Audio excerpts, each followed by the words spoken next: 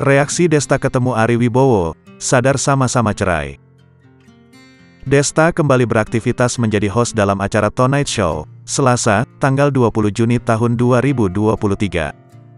Acara yang menggabungkan komedi dan talk show tersebut menghadirkan Ari Wibowo sebagai bintang tamu spesial.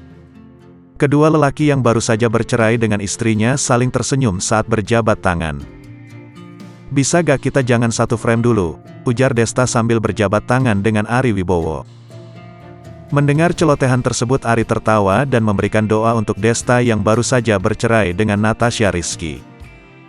"Kita sama-sama doa bareng aja lah ya," sahut Desta sambil memegang tangan Ari. Vincent Rompis yang saat itu berdiri di pojok tak bisa menahan tawanya setelah Desta dan Ari Wibowo tampak kompak. "Ding, gading, sini ding," ujar Vincent Rompis sambil menaruh tangan di telinga seolah-olah sedang menelepon rekannya.